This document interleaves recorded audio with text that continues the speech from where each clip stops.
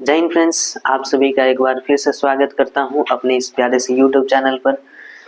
10th class Bihar board के लिए जो नया बैच अनाउंस किया गया था उसकी शुरुआत हम लोग आज से कर रहे हैं। आज 15 जनवरी है और ये रिकॉर्डिंग जो है शुरू करके हम 16 तारीख से जो है रेगुलरली अपडेट हो जाएंगी और कुछ समय बाद ही जो है जब फरवरी में जो है एग्जाम है 10th क्लास का, जो पिछले वाला बैच है उनका, ठीक है। तो उनके एग्जाम के बाद से हम लोग लाइव क्लासेस भी शुरू कर देंगे। तब तक आप लोग जो है अपनी तैयारी को बेहतर बनाने के लिए क्लासेस को अटेंड करते रहें। फिलहाल तो रिकॉर्डेड क्लासेस ही चलेंगी, लेकिन आगे आने वाले समय में हम लाइव क्लासेस भी करेंगे। इस समय हम हिस्ट्री की क्लासेस जो है ले रहे हैं और जो पहला क्लास है हम ऑलरेडी रिकॉर्ड कर चुके हैं, जिसमें हमने आपको बताया था कुछ महत्वपूर्ण शब्दों के बारे में। जी हाँ, यूरोप में राष्ट्रवाद के साथ ही नहीं बल्कि रूस की क्रांति, हिंद चीन में राष्ट्रवाद और इसके अलावा भारत में राष्ट्रवाद से संबंधित कुछ महत्वपूर्ण शब्द जो हैं, जिनकी परिभाषाएं या यूं कहें कि जिनका मतलब जो है स्टूडेंट्स को पता होना चाहिए, बार बार उनका प्रयोग इन चारों ही चैप्टर्स में होता है। खास करके पहले वाले चैप्टर में सबसे ज्यादा प्रयोग जो है इन शब्दों का पहले चैप्टर में होता है। ये शब्द क्या थे? तो ये शब्द थे पुनर्जागरण, अंधकार युग, बौद्धिक जागरण, इसके अलावा जो है आपका राजतंत्र, निरंकुश राजतंत्र, संवैधानिक राजतंत्र और इसके साथ ही लोकतंत्र, गणतंत्र का भी मतलब हमने आपको समझा दिया था, क्योंकि इन शब्दों का प्रयोग जो है बार बार इस चैप्टर में जो है होना है। तो इसका मतलब ऑलरेडी हमने आपको समझाया है और उसमें कुछ क्वेश्चंस भी मैंने आपको दिए थे कमेंट में लिख करके बताने के लिए, तो लगभग लोगों ने जो है जवाब दिया भी था। और अब आगे की क्लासेस में जो भी पढ़ाएंगे उसको जो है आपको समझना है, ध्यानपूर्वक सुनना है और एक रणनीति के तहत जो है ये क्लासेस जो है आपको प्रोवाइड कराई जा रही हैं। नोट्स भी आपको अवेलेबल करा दिया जाएगा पीडीएफ फॉर्मेट में। आप इसको टेलीग्राम चैनल से डाउनलोड कर सकते हैं, इसका लिंक डिस्क्रिप्शन में दे दिया जाएगा। फिलहाल अगर आप या आपके कोई दोस्त, भाई बहन क्लास 9th में है और मार्च 2026 के बाद से वो 10th क्लास में चले जाएंगे, 2027 में जिनका बोर्ड परीक्षा होगा बिहार बोर्ड के लिए, उनको आप ये वीडियो शेयर कर दीजिए, चैनल को सब्सक्राइब कर लीजिए ताकि रेगुलर अपडेट्स आपको मिलता रहे। चलिए शुरुआत करते हैं हम लोग अपने इस चैप्टर का नाम है यूरोप में राष्ट्रवाद। नाम से ही पता चल रहा है यूरोप में राष्ट्रवाद। तो राष्ट्रवाद का मतलब जो है हमने आपको पिछले वीडियो में नहीं बताया था, कहा था कि जो अगला वीडियो है उसमें राष्ट्रवाद का मतलब बता देंगे, ठीक है। तो इसको जो है सबसे पहले समझेंगे, लेकिन हम एक छोटा सा ब्रीफ इंट्रो जो है एक बार फिर से यूरोप का देते हैं, ठीक है। ये यूरोप जो है इसके बारे में थोड़ा सा जो है और जान लेते हैं, जो पहले बताई हुई बातें हैं उसी को समझते हैं। तो यूरोप जो है दुनिया का दूसरा सबसे छोटा महादेश है, ये तो हमने आपको बताया ही था। इसके अलावा संयुक्त राष्ट्र यानी कि यूएन के अकॉर्डिंग, यूएन का मानना है कि इसमें 44 देश जो है शामिल है इस महादेश में, ठीक है। तो ये तो यूएन के आंकड़े हो गए, हालांकि इसमें लगभग जो है कुछ मान्यता प्राप्त देश नहीं है, उन पर भी यूरोप का या यूरोप के कुछ महत्वपूर्ण देशों का प्रभाव है, तो लगभग 50 कह सकते हैं, लेकिन यूएन इसको 44 ही मानता है। तो हम लोग भी जो है आधिकारिक आंकड़ा जो है उसी पर विश्वास करेंगे, 44 हम लोग भी लगाते हैं। इसके अलावा अगर हम बात करें, यूरोप में अंधकार युग का जो है समय रहा है, वो लगभग अंधकार युग का समय जो है 5वीं शताब्दी से लेकर के 10वीं या 17वीं शताब्दी तक का समय जो है माना जाता है कि अंधकार युग का समय रहा है। लेकिन इसमें जो है अच्छा एक बात बता देते हैं कि अंधकार युग इसको क्यों कहा गया था, क्योंकि रोमन साम्राज्य के पतन के बाद जो है वैज्ञानिक प्रगति, वैज्ञानिक खोज, सांस्कृतिक प्रगति में गिरावट जो है देखने को मिली थी। कला और स्थापत्य भी तेजी से विकास नहीं कर पा रहे थे, ठीक है। और लोगों की मानसिकता जो है वो संकुचित हो गई थी। इसके अलावा यहाँ चर्च का प्रभाव जो है बहुत ज्यादा बढ़ गया था। चर्च में जो सर्वप्रमुख पादरी होते थे उनको पोप की पदवी जो है प्रदान की जाती थी। तो वो पोप जो है अपने आप को काफी ज्यादा शक्तिशाली जो है बनाना चाहते थे और बहुत शक्तिशाली थे भी। तो वो अपने अंदर सबको जो है कंट्रोल करके रखना चाहते थे, इसलिए कई सारी अंधविश्वास भी वो फैला दे चुके थे धर्म के नाम पर लोगों के अंदर, जिसके वजह से लोगों की तार्किक क्षमताएं जो है वो छीन हो गई थी। तो ये सब कुल मिलाकर के जो है इसमें जो एक 5वीं से 10वीं या 17वीं शताब्दी का जो समय रहा है वो लगभग एक ऐसा समय रहा है यूरोप के इतिहास में जो कला, स्थापत्य, वैज्ञानिक खोज इत्यादि के विकास के मामले में जो है नकारात्मक रहा है। विकास बिल्कुल भी न के बराबर हो सका है। तो इसीलिए इसको हम अंधकार युग भी कहते हैं। हालांकि अंधकार युग कहने से एक नकारात्मकता का बोध होता है, तो इसको जो है हमारे आधुनिक इतिहासकारों ने कहा कि नहीं भाई, हम ऐसा जो है अत्याचार नहीं कर सकते किसी भी ऐतिहासिक अवधि के लिए या समय के लिए। तो इन्होंने जो है इसको अंधकार युग न कह करके प्रारंभिक मध्य युग नाम दिया है। ठीक है। अब जो है हमारे आधुनिक इतिहासकार इन्हें क्या कहते हैं, इस समय अवधि को प्रारंभिक मध्य युग कहते हैं। ठीक है। तो अगर क्वेश्चन पूछे कि अंधकार युग से आप क्या समझते हैं, ज्यादातर तो अंधकार युग के नाम से ही पूछा जाता है अब तक क्वेश्चन, लेकिन बाई चांस अगर आपको क्वेश्चन घुमा करके पूछे कि प्रारंभिक मध्य युग से आप क्या समझते हैं, तो बात एक ही है, आप आसानी से लिख सकते हैं। ठीक है। तो आपका ये पहला होमवर्क यही रहा कि आप जो है लिखेंगे अंधकार युग की परिभाषा। ठीक है। तो ये हो गया। और इसके बाद जो है अब हम आते हैं पुनर्जागरण पर। तो पुनर्जागरण का मतलब ही होता है फिर से जागना। ये एक फ्रांसीसी शब्द है, इसका मतलब होता है फिर से जागना या पुनर्जन्म। ठीक है। तो इसमें क्या हुआ कि लगभग 15वीं 17वीं शताब्दी के आसपास का समय जो है ये था जब लोगों में बौद्धिक जागरण उत्पन्न हुआ, लोगों में तार्किक क्षमताएं जो है वो विकसित होने लगी, और बौद्धिक जागरण का ही परिणाम था पुनर्जागरण, जिसने फिर से कला, स्थापत्य, विज्ञान, तकनीक सबका जो है विकास किया। तो इसको हमने कहा था पुनर्जागरण। पुनर्जागरण के फलस्वरूप एक और भावना जो है लोगों में पनपती हुई नजर आई, जिसका नाम जो है आगे चल करके दिया गया राष्ट्रवाद।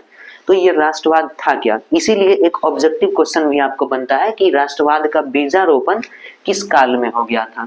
तो राष्ट्रवाद का बीजारोपण जो है इसकी शुरुआत लगभग कह सकते हैं कि पुनर्जागरण के काल में ही हो गया था, लेकिन इसका जो प्रचंड रूप है वो दिखाई देता है आपको जो 1789 ईस्वी की फ्रांसीसी क्रांति है। ठीक है, फ्रेंच रिवॉल्यूशन, उसमें इसका सबसे प्रचंड रूप दिखाई देता है। तो समझेंगे हम लोग कि 1789 ईस्वी की जो फ्रांसीसी क्रांति है वो किन कारणों से हुई थी और इनका प्रभाव जो है यूरोप पर या यूं कहें कि पूरे विश्व पर क्या पड़ा, इसको समझना बहुत जरूरी हो जाता है, तभी हम राष्ट्रवाद को बहुत अच्छे से समझ सकते हैं। फिलहाल हम आपको राष्ट्रवाद की परिभाषा पहले बता देते हैं, फिर जो है 1789 ईस्वी की फ्रांसीसी क्रांति के बारे में जो कुछ भी हमें डिस्कस करना है वो करेंगे। ठीक है। साधारण शब्दों में अगर कहा जाए तो राष्ट्रवाद का मतलब होता है देश के प्रति प्रेम, देश प्रेम। ठीक है। अमिताभ बच्चन की एक फिल्म थी देश प्रेमी, याद है ना, भूल गए? खैर शायद देखे भी नहीं होंगे बहुत सारे लोग, देखे हैं तो अच्छी बात है, नहीं देखे हैं तो जब समय मिले तब देख लीजिए, अच्छी बात है। ठीक है। तो आगे बढ़ते हैं हम लोग, राष्ट्रवाद की परिभाषा बता रहे थे ना। तो देश प्रेम जो है इसको साधारण शब्दों में कह सकते हैं, लेकिन इसका मतलब जो है कहते हैं कि यह एक ऐसी भावना है जो किसी व्यक्ति या व्यक्ति समूह के भीतर पनपती है और उसके मन में अपने देश, अपने राष्ट्र के प्रति श्रद्धा, समर्पण, त्याग की भावना उत्पन्न कर देती है। तो उसी भावना को कहते हैं राष्ट्रवाद, और वह व्यक्ति या व्यक्ति समूह क्या कहलाता है, राष्ट्रवादी। ठीक है। तो एक बार हम फिर बोल रहे हैं, इसको समझिए ध्यान से और नोट कर लीजिए, ठीक है। राष्ट्रवाद एक ऐसी भावना है जो किसी व्यक्ति के मन में उसके देश के प्रति प्रेम, श्रद्धा, त्याग, समर्पण आदि की भावना विकसित करता है, ठीक है। और वह व्यक्ति क्या कहलाता है? राष्ट्रवादी कहलाता है। ये तो हो गई इसकी परिभाषा। अब इसका परिणाम क्या होता है कि राष्ट्रवाद का परिणाम है कि जहां पर भी जो है राष्ट्रवादी भावनाएं पनपेंगी, वहां पर जो है जो राजनीतिक एकता की बात करें तो वो जो है बढ़ने लगती है। कभी कभी जो है एकता में कमी भी दिखाई दे सकती है, लेकिन जो है आमतौर पर एकता बढ़ती है, इससे एकीकरण जो है इससे बढ़ता है लोगों के बीच, ठीक है। तो राष्ट्रवाद का जो है पॉजिटिव अर्थ जो है देखा जाए तो यही है कि उससे एकता जो है बढ़ती है किसी भी देश की, क्योंकि कोई भी ऐसा देश नहीं है जहां पर केवल एक ही जाति के लोग रहते हो, ठीक है। हाँ, ये कह सकते हैं कि कोई एक जाति या धर्म ज्यादा संख्या में है, बहुसंख्यक है, और अन्य जो है वो अल्पसंख्यक है, ऐसा कह सकते हैं। मगर लगभग सारे देशों में विविधताएं जो है वो हैं। भारत में तो खैर विविधताओं का ये देश ही है, तो भारत में तो बहुत ज्यादा विविधता है, तो यहाँ के लोग भी आपस में फिर भी जो है मिलजुल कर रहते हैं।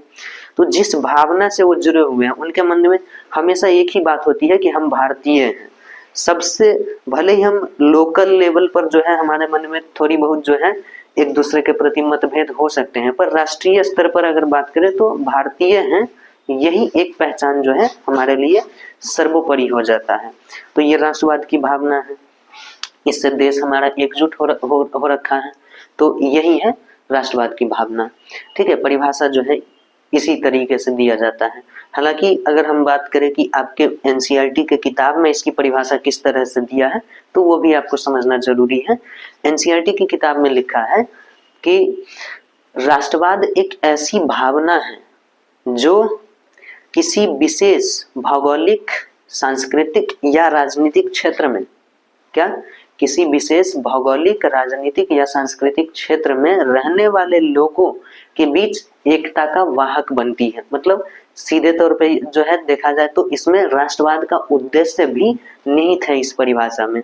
तो मेरा मानना है कि जो एनसीईआरटी में परिभाषा दिया गया है वो सबसे बेहतर परिभाषा है, ठीक है। मैंने जो बताया वो सरल शब्दों में, आसान शब्दों में कहा जा सकता है, अच्छी बात है, लेकिन जो एनसीईआरटी ने परिभाषा दी है उसमें उसने राष्ट्रवाद की जो उद्देश्य है उसको भी शामिल कर लिया है। तो सबसे अच्छा परिभाषा ये मिल जाता है आपको, इससे बढ़कर और क्या ही चाहिए आपको, है ना।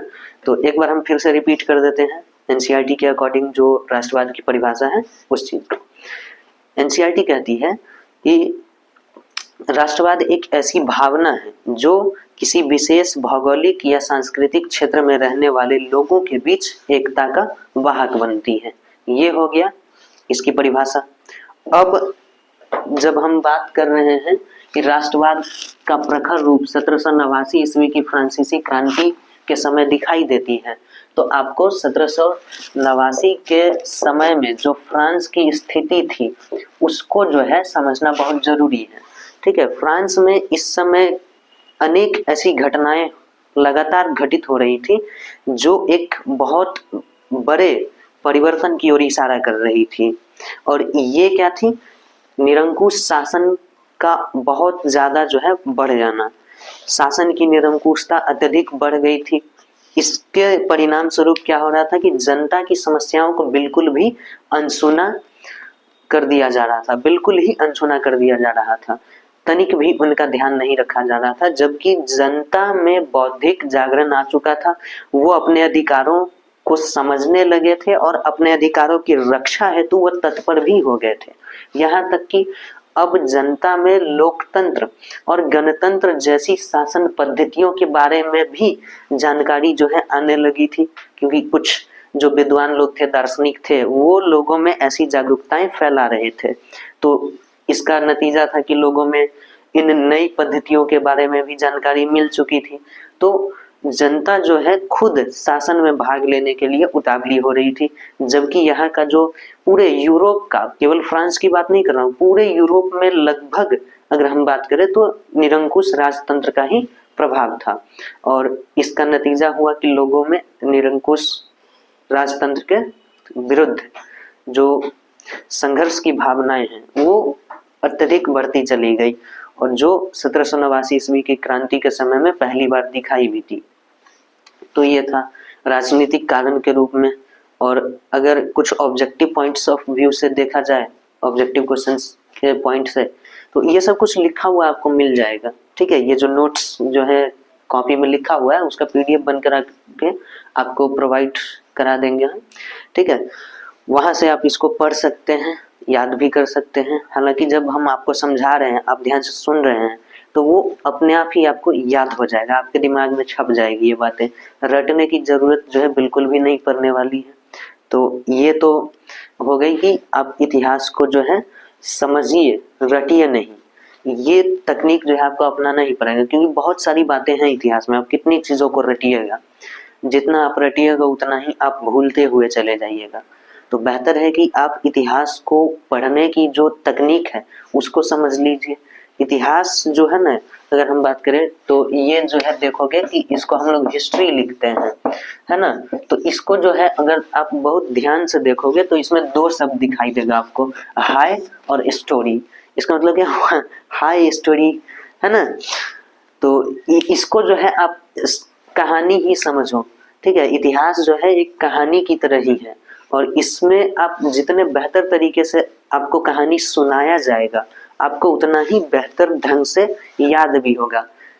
एक शर्त है कि जितने बेहतर ढंग से आपको सुनाया जा रहा है कहानी, आप उतने बेहतर ढंग से सुने भी। ठीक है, तो ये तरीका है, आप इतिहास जो है आसानी से समझ सकते हैं। ठीक है, तो ये हो गया। तो राजनीतिक कारण जो है हम आपको समझा ही दिए, और ऑब्जेक्टिव पॉइंट ऑफ व्यू से कुछ क्वेश्चंस यहाँ से बनते हैं, हम उसको जो है समझा देते हैं। फ्रांस में उस समय जो है बुर्बो राजवंश का शासन हुआ करता था। कौन से राजवंश का शासन हुआ करता था? तो बुर्बो राजवंश का। ठीक है, ये तो हो गया आपका एक सवाल, बुर्बो राजवंश। ठीक है, बुर्बो राजवंश का राजा कौन था उस समय? तो उस समय जो है लुई कह रहे हैं, हाँ ठीक तो है, लुई 17वां। ठीक है, लुई 17वां जो है, ये जो है उस समय राजा था। ठीक है, इसकी पत्नी का नाम था मेरी अंतोइनेट। इसकी पत्नी का नाम था मेरी अंतोइनेट। ये ऑस्ट्रिया की राजकुमारी थी। मेरी अंतोइनेट जो है ये ऑस्ट्रिया की राजकुमारी थी, और इनका विवाह लुई 17वें से 16वां था ना, लुई 16वां था। ठीक है, 17वां कहाँ से आ गया? हम लोगों को जो है लुई 14वें के बाद जो है दिखाई देता है लुई 16वां, उसके बाद फिर लुई 18वां जो है शासन में दिखाई देता है। ठीक है, तो ये हो गया लुई 16वां जो है ये इस समय यहाँ का राजा था, और ये जो है अपने आप को भगवान तुल्य मानता था। ठीक है, भगवान तुल्य मानता था, जनता की समस्या पर बिल्कुल भी इसका ध्यान ही नहीं था। इसके सारे अधिकारी भ्रष्टाचारी थे, जनता पर अत्याचार करते थे, जुल्म ढाते थे। ठीक है, तो ये सब जो है इसका हुआ। और इसके अलावा अगर बात करें तो इसने जो है एक शीश महल बना रखा था, शीशे का महल, पेरिस के नजदीक ही था। ठीक है, राजधानी पेरिस के नजदीक ही एक जो है शीश महल बना हुआ था। ठीक है, वहां ये रहते थे, और उसमें बहुत सारे कर्मचारी ऐसे थे, लगभग 15,000 के आसपास ऐसे कर्मचारी यहाँ पर थे इस शीश महल में, जिनका कोई काम नहीं था, बस खाली बैठे रहते थे, और उनको जो है एक बहुत बड़ा सैलरी जो है दिया जाता था। फ्रांस की पूरी राजस्व का लगभग 9% जो है इनके ऊपर ही खर्च हो जाता था। तो आप सोच सकते हैं कि जनता से कितना ज्यादा टैक्स वसूला जा रहा होगा। एक तो ये बात थी। इसके अलावा लगातार ये लोग जो है अपनी प्रतिष्ठा को बढ़ाने के लिए, झूठी प्रतिष्ठा को बढ़ाने के लिए लगातार कोई ना कोई युद्ध लड़ते रहता था। जहां पर जरूरी ना भी हो वहां भी युद्ध लड़ते रहते थे। तो इसकी वजह से जो है इन पर जब युद्ध लड़ना है तो पैसे चाहिए, आर्थिक दबाव जो है बढ़ता था। और युद्ध के समय में आर्थिक दबाव सबसे ज्यादा बढ़ता है किसानों पर, जो और मतलब सीधे सीधे कहे तो मध्यम वर्ग पर। ठीक है, मध्यम वर्ग में बहुत सारे लोग आ गए, जैसे किसान, श्रमिक, डॉक्टर, इंजीनियर, शिक्षक, जो शिक्षित लोग हुए, है ना, काफी हद तक जो है इसमें शामिल कर दिए जाते हैं। ये लोग कुछ शिक्षित होते हैं, मध्यम वर्ग को शिक्षित माना जाता है। ठीक है, तो ये सब इसमें शामिल किए जाते हैं। इनका आय लगभग जो है एक जैसा होता है, ये इसकी परिभाषा के रूप में जो है देखी जाती है। तो ये लोग जो है जब मध्यम वर्ग के ऊपर कर्ज का बोझ बहुत बढ़ गया था, तो ये लोग आपस में जो है मिल करके विरोध करने की जो है तैयारी कर रहे थे, ये हुआ। ठीक है, तो जो राजनीतिक कारण के संबंध में जो भी बातें थी वो हम आपको बता चुके हैं। और अब हम बात करेंगे आगे सामाजिक कारण के बारे में। तो सामाजिक कारण की अगर हम बात करें तो यहाँ का जो समाज था वो कितने वर्गों में बटा हुआ था, याद है? वो बटा हुआ था 3 वर्गों में। ठीक है, 3 स्टेट्स में बटा हुआ था। फ्रांस का जो समाज है वो कितने स्टेट्स में बटा हुआ था? 3 स्टेट्स। ठीक है, स्टेट्स हम बोल रहे हैं किसको? वर्ग को। ठीक है, स्टेट्स का मतलब हुआ वर्ग। तो ये 3 स्टेट्स कौन थे? पहला था पादरी का वर्ग। ठीक है, पादरी मतलब प्राइस्ट कह सकते हैं आप, है ना। ये पूजा कराना इनका काम था, धार्मिक कार्यों को संपन्न करना इनका काम था। ठीक है, इसके अलावा जो है कुलीन वर्ग था। ठीक है, जिसको अभिजात्य वर्ग भी कह सकते हैं। ठीक है, इनको जो है शासन का जिम्मेदारी सौंपा गया था और युद्ध वगैरह भी यही लड़ा करते थे। सैनिक के रूप में जो है इनकी भूमिका जो है वो महत्वपूर्ण होती थी, क्योंकि ऊंचे ऊंचे पद जो होते थे सैनिकों में वो इनको ही मिलता था। इसके अलावा जो है आपको सबसे नीचे इनमें दिखाई देता है जनसाधारण। ठीक है, जनसाधारण की बात करें तो इसमें जो है इसी के अंदर आपको मध्यम वर्ग भी दिखाई देता है, मध्यम वर्ग भी इसी के अंदर दिखाई देता है। ठीक है, तो इनमें कौन कौन शामिल है? इनमें किसान शामिल हैं, इनमें मजदूर शामिल हैं।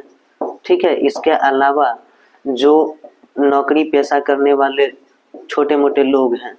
ठीक है, नौकरी पेशा, ये क्या लिख रहा है? नौकरी पेशा करने वाले लोग।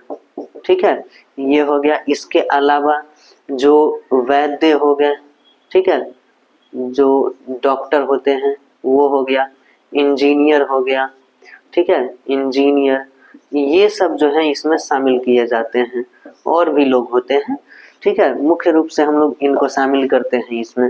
और इनके आय का स्तर लगभग लगभग समान होता है। तो ये तो मध्यम वर्ग की बात हो गई। सारा कर इनको देना होता था। ठीक है, कर का सारा बोझ इन पर होता था। कर का सारा बोझ जो है जनसाधारण पर ही होता था। जैसे हम अभी बता रहे थे कि पादरी का काम धार्मिक कार्यों को संपन्न कराना, कुलीन का काम शासन और युद्ध लड़ना, वही जनसाधारण का कार्य था इनकी सेवा करना और इनके लिए धन जुटाना। ये इसका जो है काम हुआ करता था। ठीक है, तो इससे अगर देखा जाए तो जो है आर्थिक बोझ कहीं ना कहीं केवल एक वर्ग पर जो है थोप दिया गया था, जबकि इनको जो है विशेषाधिकार प्राप्त होता था इन दोनों को, इसलिए इसको अभिजात्य वर्ग भी कहा जाता था। ठीक है, अभिजात्य वर्ग जो है इनको कहा जाता था। ये हो गया। ठीक है, तो इनको विशेषाधिकार प्राप्त होता था, कोई भी जो है इनको कर देना नहीं होता था और कुछ भी कर सकते थे, जो चाहे वो कर सकते थे, ऐसा इनको जो है छूट होता था। ठीक है, लेकिन जो हमारे जनसाधारण वर्ग के लोग थे, ठीक है, इनको कोई अधिकार नहीं होता था, इनको कोई अधिकार नहीं होता था। ठीक है, और इसके अलावा जो है यहाँ तक कि इनको मतदान का भी अधिकार नहीं होता था। खैर, मतदान की बात आएगी कहाँ से? ठीक है, क्योंकि इसमें जो है ऐसा था कि जो है राजतंत्र था तो मतदान तो होना नहीं है, लेकिन फिर भी एक बात जो है ध्यान में रखिएगा कि जो फ्रांस है यहाँ पर एक था प्रतिनिधि सभा बनाया गया था। प्रतिनिधि सभा जो है बहुत पहले ही बनाया गया था, लुई 14वें के समय से पहले ही वो संस्था चल रहा था। लगभग 1675 के बाद जो है कभी भी इसमें 175 साल तक लगातार कोई भी राजा महाराजा ने जनप्रतिनिधियों को बुलाया ही नहीं था। जनता ने जिनको चुनकर भेजा था उनको बुलाया ही नहीं था। ठीक है, तो ये जो है आपको ध्यान में रखना है। तो जनता का अगर जो प्रतिनिधि वहां गया है उनको तो मौका ही नहीं दिया जा रहा है कि जनता की समस्या को जो है राजा के सामने कैसे रखा जाए। ठीक है, तो ये सब कुछ जो है सिनेरियो जनता के साथ घटित हो रहा था। जनता इससे ऊब चुकी थी और इनके मन में राजतंत्र के खिलाफ एक तरीके से कह सकते हैं कि नफरत की भावना जो है वो बैठ गई थी। तो ये उनका समाज का जो संरचना था उसमें हम लोग देखते हैं कि क्या जो है कमी रह गई, जिसकी वजह से लोगों में जो है राजा के खिलाफ इतना गुस्सा जो है बढ़ता जा रहा था। तो इसका कारण था कि जनसाधारण को कोई अधिकार न देना और कर का सारा बोझ इन पर डाल देना। ठीक है, ये था सामाजिक कारण। ठीक है, अब अगर हम आर्थिक कारण की बात करें तो आप कहेंगे कि आर्थिक कारण तो इसमें चर्चा हो ही गया, लेकिन एक बार थोड़ा सा और आर्थिक कारण में कुछ चीजें जुड़ जाएंगी, उसको भी समझते हैं। किसानों से या जनसाधारण वर्ग पर कर का सारा बोझ था। इसके अलावा जो व्यापारी होते थे, व्यापारियों को भी नहीं बख्शते थे ये। ठीक है, व्यापारियों को भी अत्यधिक कर चुकाना पड़ता था, जिनसे उनका मुनाफा जो है वो नहीं हो पाता था।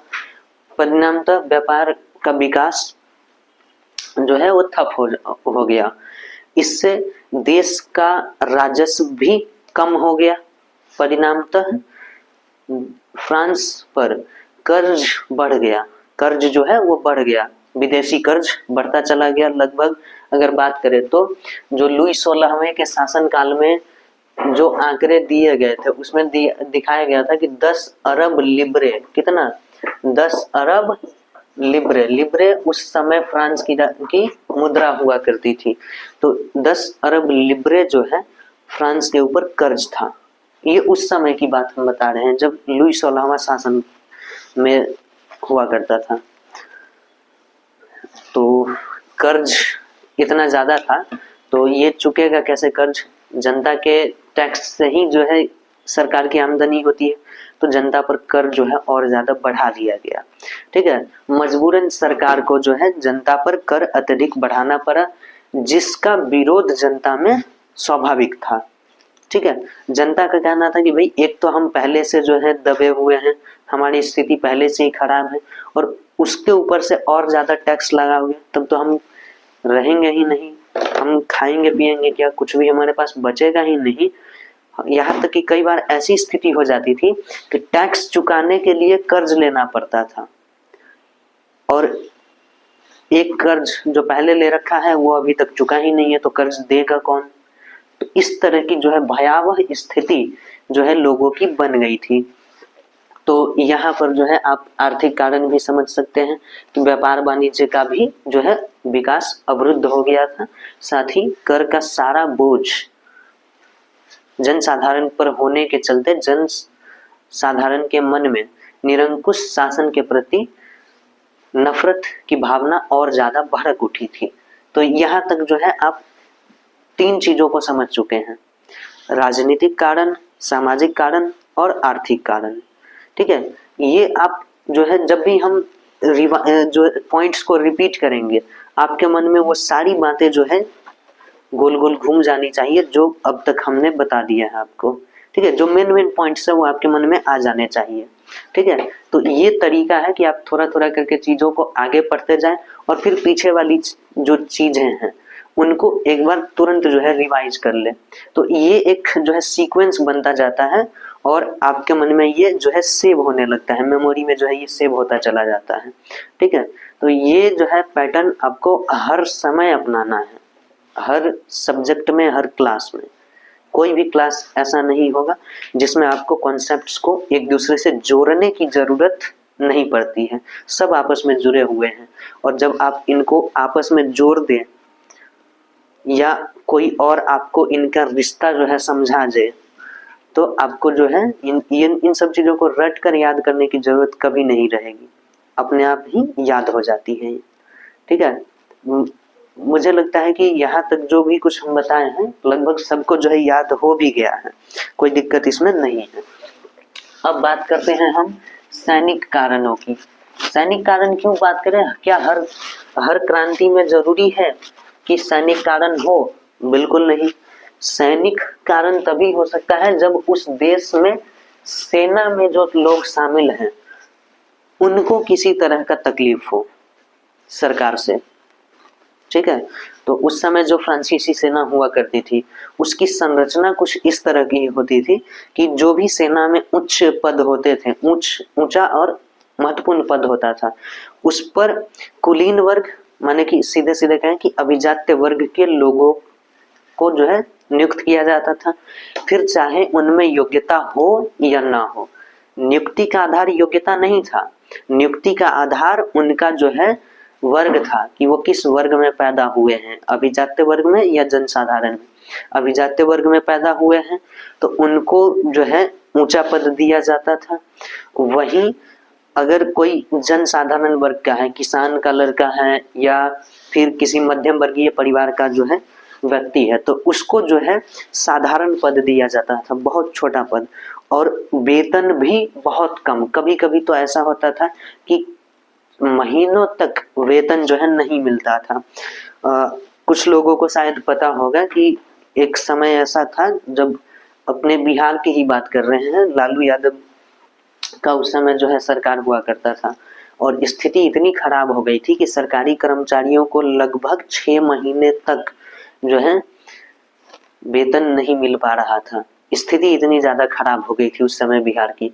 कुछ ऐसा ही हाल जो है फ्रांस का भी था। फ्रांस एक तो ऑलरेडी कर्ज में था, सेना भी इसके पास बहुत ज्यादा थी, क्योंकि ये लड़ाई जो है बिना मतलब के किसी से भी करता रहता था, तो सेना की जरूरत तो इसको थी ही।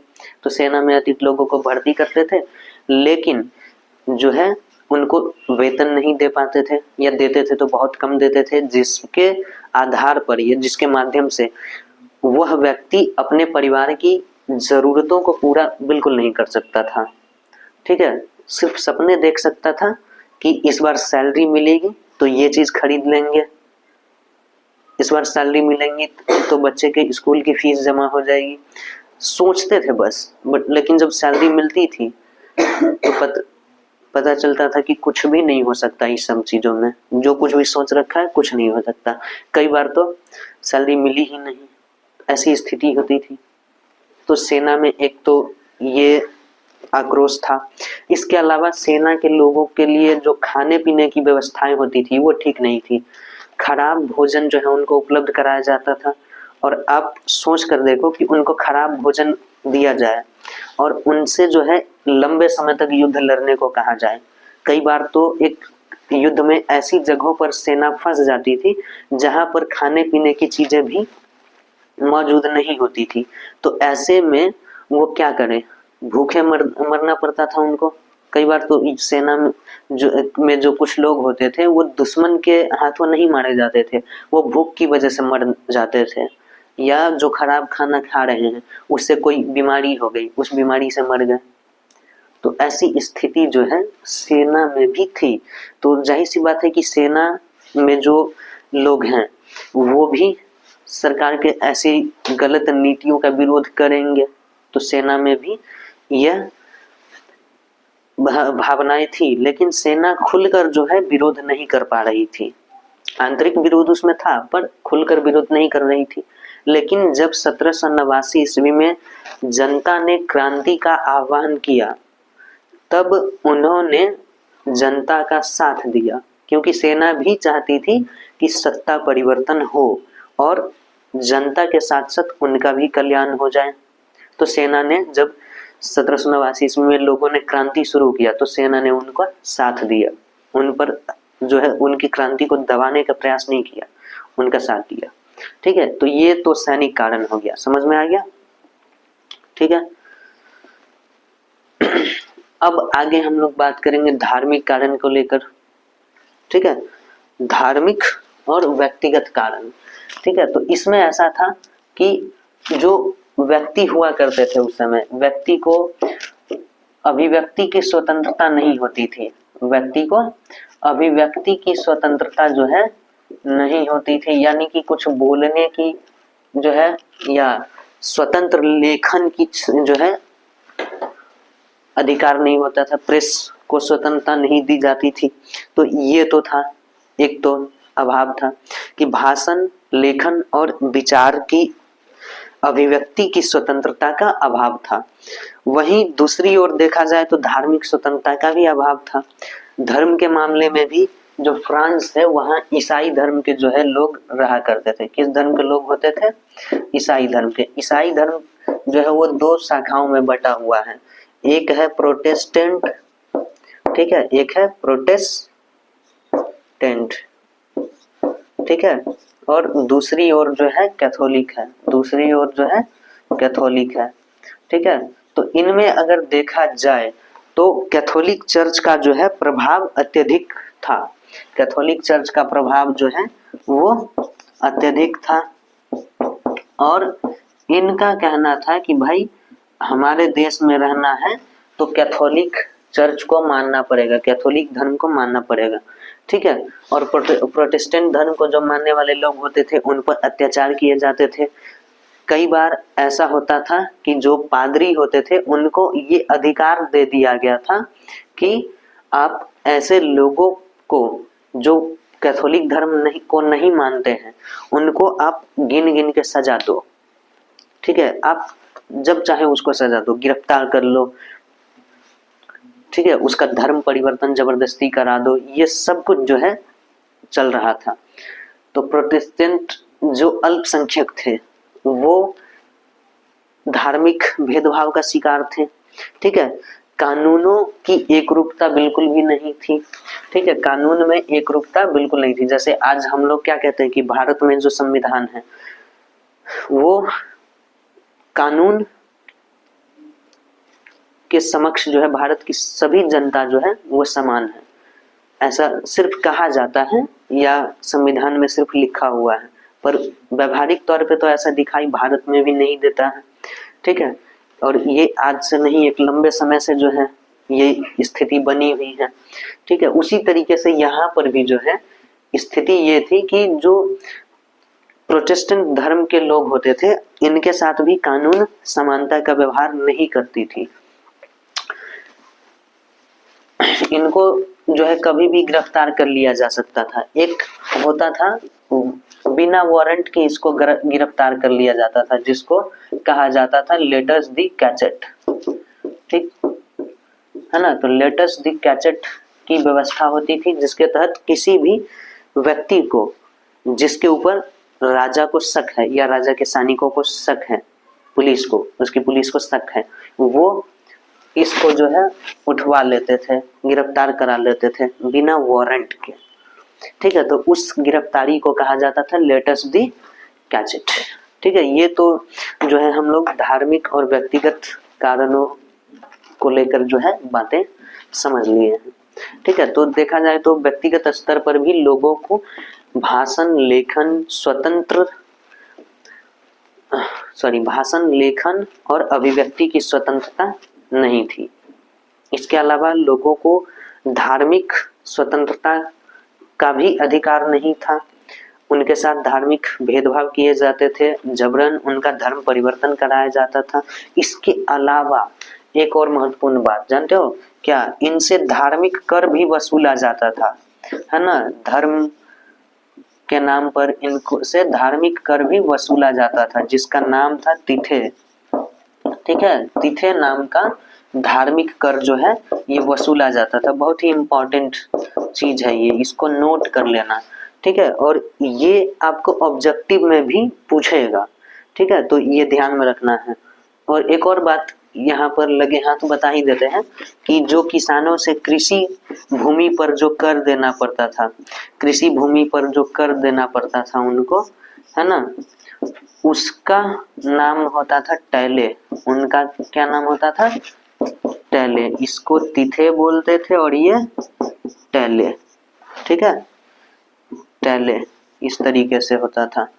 ठीक है, तो ये जो है ये आई नहीं होता था, टैले। ठीक है, तो ये जो है व्यक्तिगत और धार्मिक कारण। इसके अलावा बौद्धिक कारण की बात करें हम, बौद्धिक कारण भी होते हैं। ठीक है, बौद्धिक कारण में खासकर ऐसे चीजों को शामिल किया जाता है जो बौद्धिक जागरण के फलस्वरूप उत्पन्न हुई होती है। जैसे कई दार्शनिक थे, शिक्षाविद थे जो नए विचारधाराओं को बढ़ावा दे रहे थे, जैसे लोकतंत्र, मानवाधिकार को बढ़ावा दे रहे थे। और इनकी पुस्तकों को पढ़कर युवा वर्ग, खास करके युवा वर्ग जो है बहुत अधिक प्रभावित हुए और जो है एक तरीके से उनमें जो है क्रांति की भावना जो है वो भड़क उठी। ठीक है, और इसी यही सब चीजों का परिणाम था कि जो है 1789 ईस्वी में जो है इन्होंने क्रांति कर दिया। तो हुआ क्या था?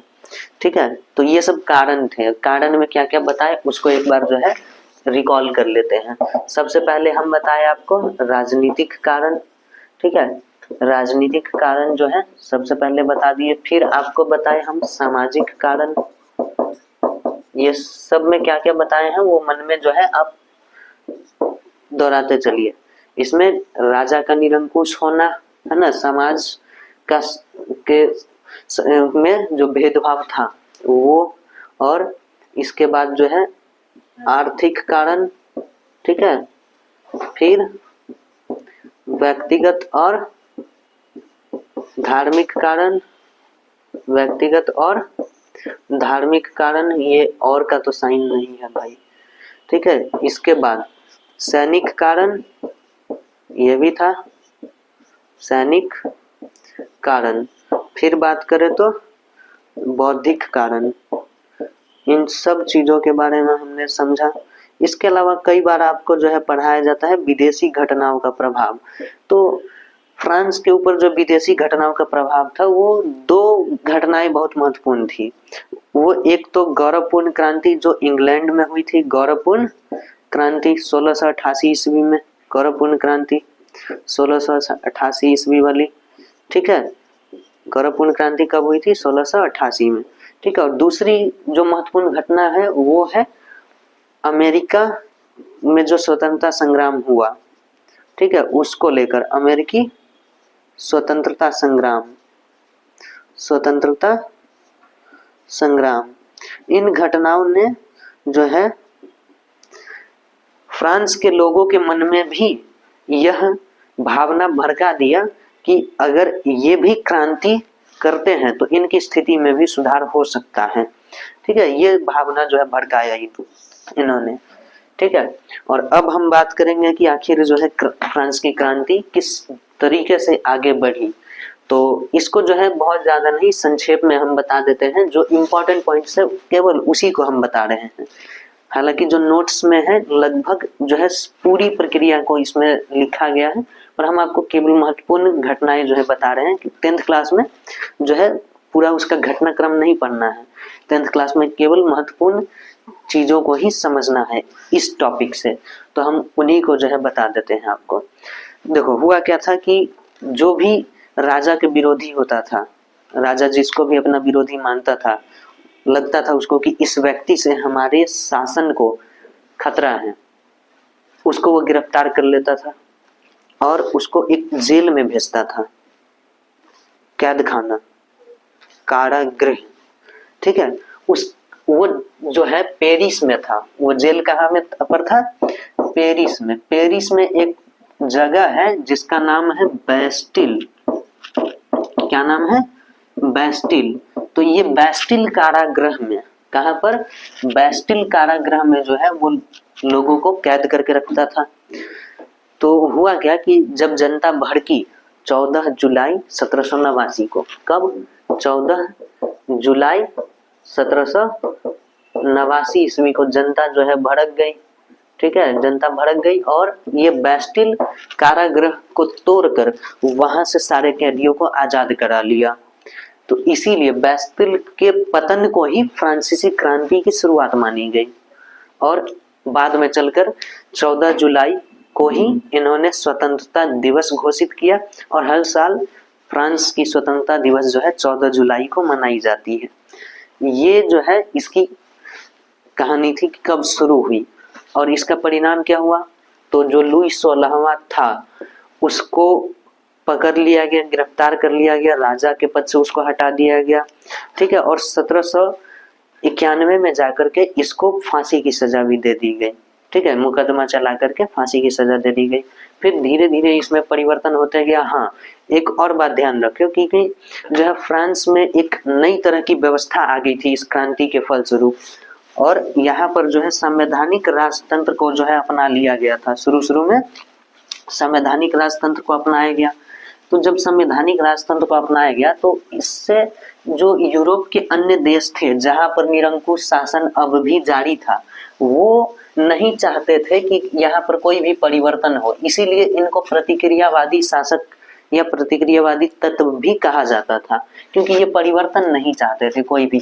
वो चाहते थे कि जैसा पहले से व्यवस्थाएं चली आ रही हैं वही व्यवस्था चलती जाए ताकि ये जो है जनता पर शासन कर सके और ऐशो आराम की जिंदगी जो है जी सके।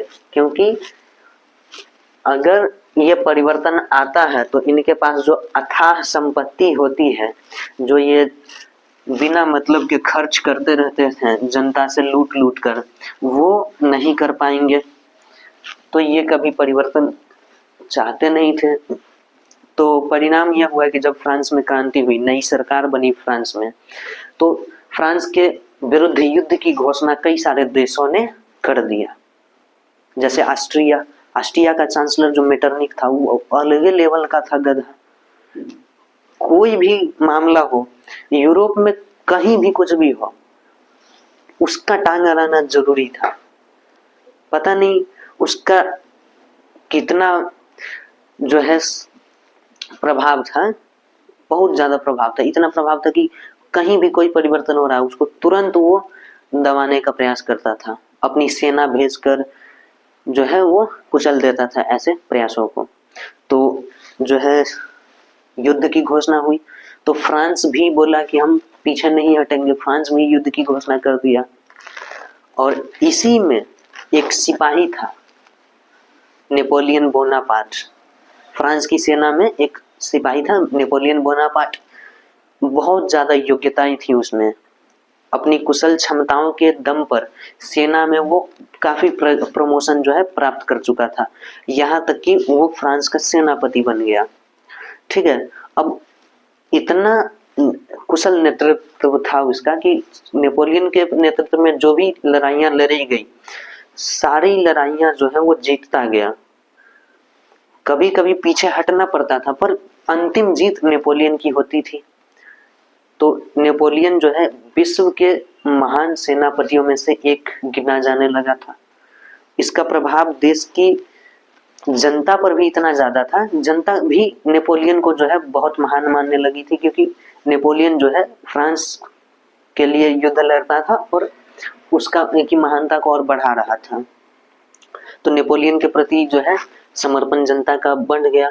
1799 ईस्वी में जो है नेपोलियन क्या कर लिया, 1799 ईस्वी में नेपोलियन जो है वो क्या बन गया था, फ्रांस में जो है एक पद होता है, ठीक है, फ्रांस का प्रथम कौंसल बन गया। क्या बन गया, फ्रांस का प्रथम कौंसल बन गया, ठीक है, फ्रांस का प्रथम कौंसल बन गया। ये कौंसल क्या होता है भाई, है ना, तो कौंसल होता है एक पद होता था, ठीक है, जो शासन की जिम्मेदारियां संभालता था, ठीक है। तो ये बन गया, ठीक है। और फिर बाद में जो है ये इसके बाद 1804 ईस्वी में, है ना, 1804 ईस्वी में ये जो है अपने आप को सम्राट घोषित कर दिया। अपने आप को क्या कर लिया, नेपोलियन ने सम्राट घोषित कर लिया, ठीक है, सम्राट घोषित कर लिया। और इसको मुकुट किसने पहनाया था? तो पोप ने, है ना। पोप को जो है इसने धर्म गुरु का दर्जा दे दिया नेपोलियन ने, और पोप भी इसको जो है सम्राट घोषित कर दिया। ठीक है, धार्मिक विधि के तहत हो गया ये। और नेपोलियन जो है एक नया कानून लागू किया जिसको नेपोलियन कोड या नेपोलियन संहिता के नाम से जाना गया। नेपोलियन कोड या नेपोलियन संहिता कहा गया। ठीक है, ये इसका नया संविधान था। ठीक है, इसमें 5 कोड हुआ करते थे। कितने कोड होते थे इसमें? 5 कोड होते थे। ठीक है, ये ऑब्जेक्टिव में पूछा हुआ क्वेश्चन है कि नेपोलियन संहिता में कितने कोड होते थे? 5 कोड होते थे। ठीक है, तो ये सब जो है इसकी मुख्य विशेषताएं थी। तो नेपोलियन इस तरीके से फ्रांस का सम्राट बन गया। और नेपोलियन जब फ्रांस का सम्राट बना तो उसकी जो महत्वाकांक्षाएं थी वो और ज्यादा बढ़ गई। यहाँ तक कि हम बता देते हैं आपको नेपोलियन के बारे में, इस बहुत शुरू से ही महत्वाकांक्षी व्यक्ति था ये। ठीक है, जब ये सेना में था, ठीक है, तो एक बार जो है सब्जी लेने के लिए, कहानी है ऐसा सुना जाता है, कहा जाता है, सब्जी वगैरह खरीदने के लिए ये गया होगा बाजार। तो वहां पर एक बुढ़िया थी, वो सबका हाथ देख देख करके बता रही थी कि तुम भविष्य में क्या बनोगे, क्या भविष्य होगा उसका। तो नेपोलियन के मन में भी आया, उस राजा बनने की ख्वाहिश उसके मन में हमेशा से थी। तो जाकर के पूछता है कि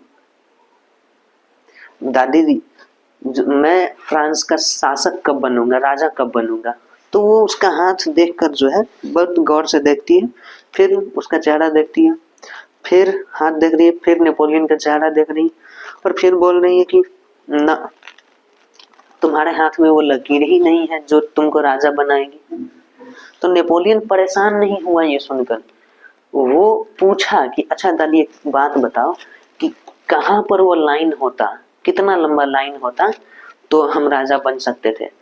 तो उसने हाथ से ऐसे उंगली से इशारा करके बताया कि ऐसे लाइन होता तो तुम राजा बन सकते थे। तो उसने तुरंत चाकू निकाला, सेना था, चाकू वगैरह रखता ही था, चाकू निकाला और चाकू से जो है लकीर खींच दिया हाथ पे।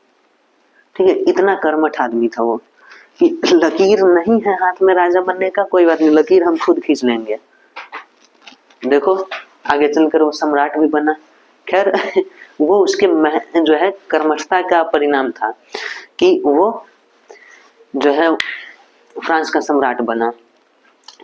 एक और कहानी है इसके लिए, इसके बारे में जो है प्रचलित है, जो कि आगे जब युद्ध के बारे में बताएंगे ना, वाटरलू का युद्ध जो नेपोलियन का अंतिम युद्ध भी था, ठीक है, उसको जब हम पढ़ा रहे होंगे तब एक और कहानी बताएंगे इसको लेकर। ठीक है, तो ऐसा था ये।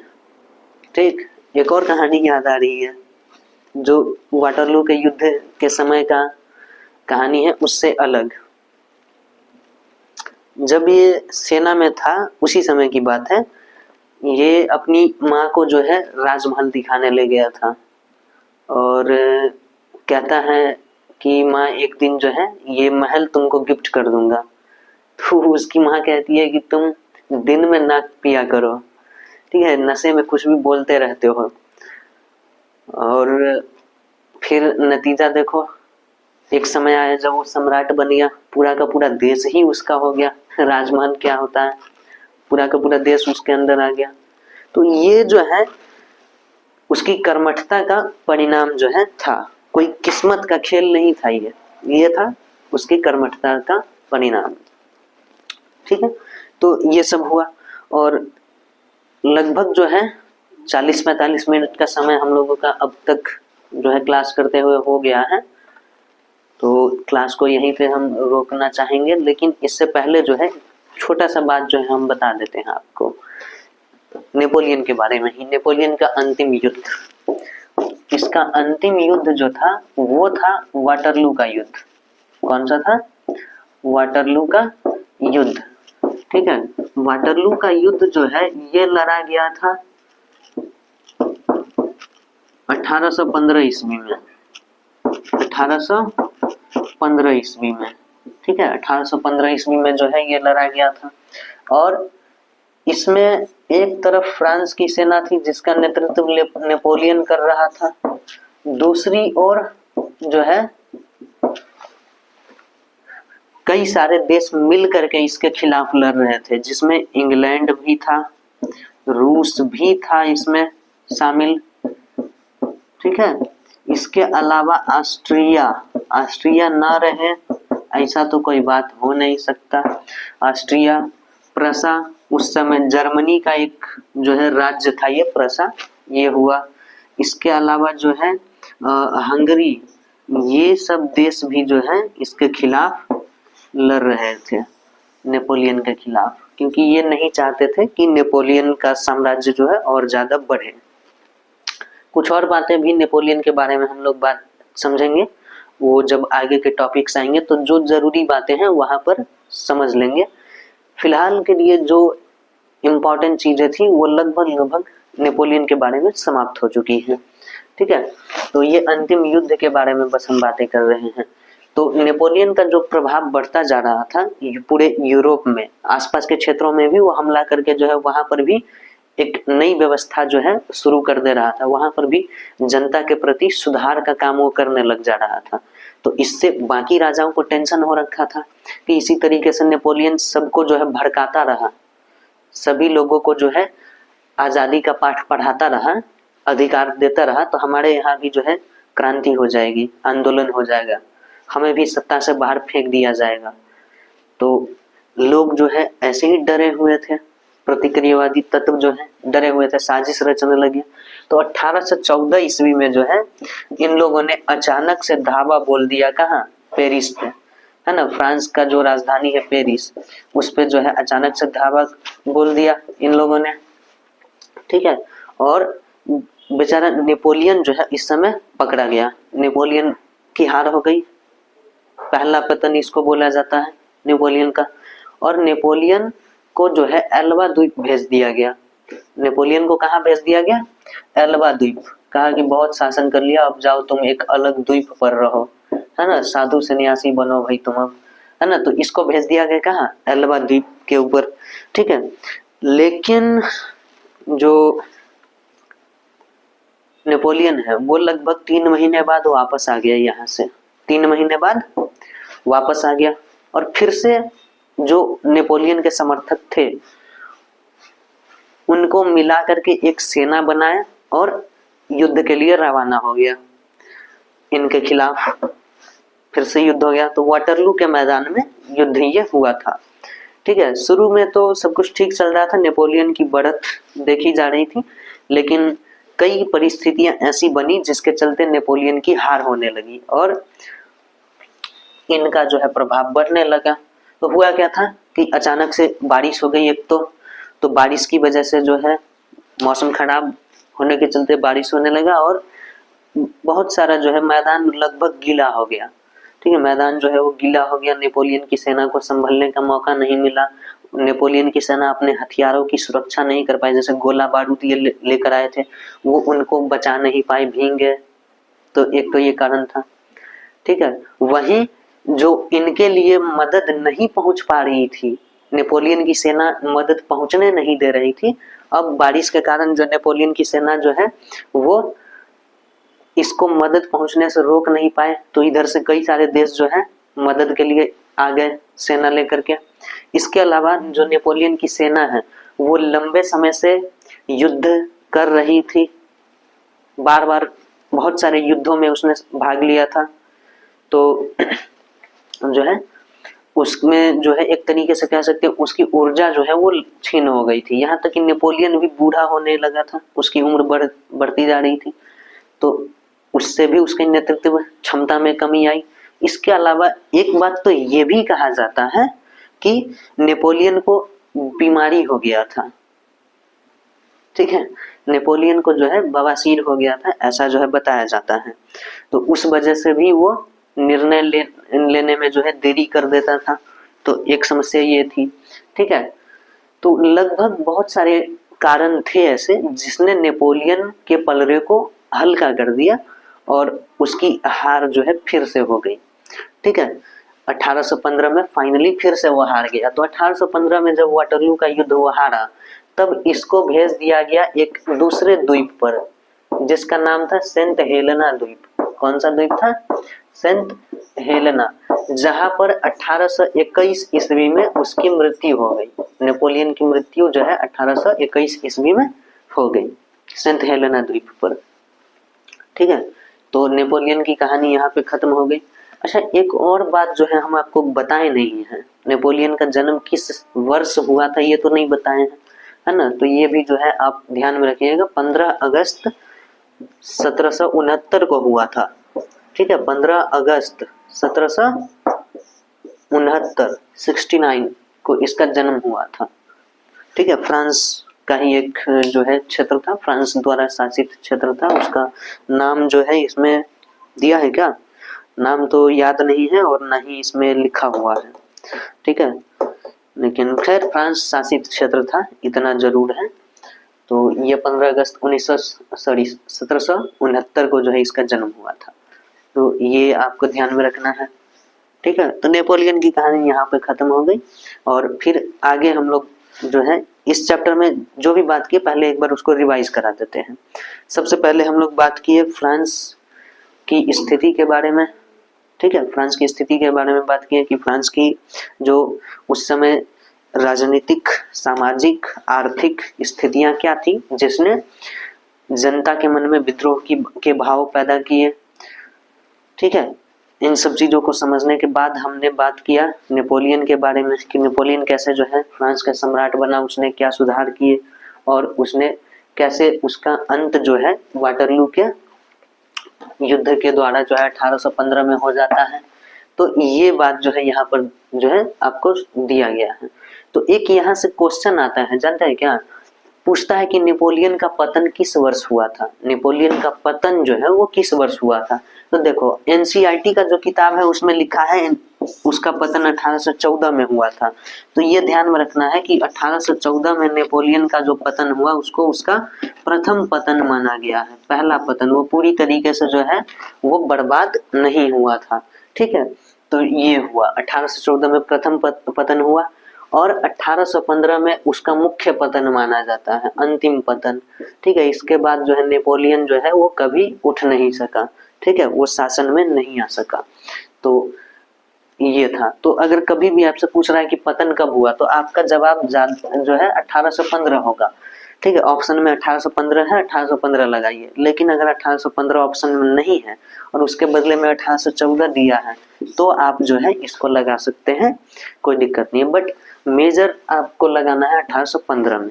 ठीक है, 1815 ऑप्शन में देता ही है, 1814 ऑप्शन में ऐसे देगा नहीं आपको, आमतौर पे तो नहीं देता है। कई बार जो है जब स्कूल में भी फर्स्ट क्वार्टरली एग्जाम से हाफ ईयरली एग्जाम ये सब हुआ करता था तो उसमें भी ये क्वेश्चन आता था, पर ऑप्शन में 1815 आता था, 1814 नहीं आता था। ठीक है, इसलिए हम ये बता रहे हैं कि 1815 लगाना है और 1815 नहीं है तो 14 तो लगाएंगे। ठीक है, तो ये जो है आपको नेपोलियन के बारे में था। और इसके बाद हम लोग आने वाले वीडियो में क्या पढ़ेंगे इसकी भी एक झलक जो है आपको बता देते हैं कि आने वाला टॉपिक क्या है। इसके बाद हम पढ़ेंगे चार्ल्स दसम के बारे में, जो फ्रांस का शासक बना था। ठीक है, 1824 के बाद वो बना था, 1824 में बना था। इससे पहले लुई 18वां बना था, तो लुई 18वां के बारे में भी समझेंगे। इसके अलावा जो इस युद्ध के बाद जो व्यवस्था अपनाई गई पूरे यूरोप में उसको मेटरनिक व्यवस्था कहा जाता है। तो मेटरनिक व्यवस्था के बारे में समझेंगे पहले तो, फिर लुई 18वां, फिर जो है उसके बाद चार्ल्स दसम, 1830 की क्रांति होगी, 1848 की क्रांति होगी। इस तरीके से फ्रांस में लगातार 3 क्रांति को हम लोग देखेंगे। इसके बाद जो है इटली का एकीकरण, जर्मनी का एकीकरण, इसको समझना है।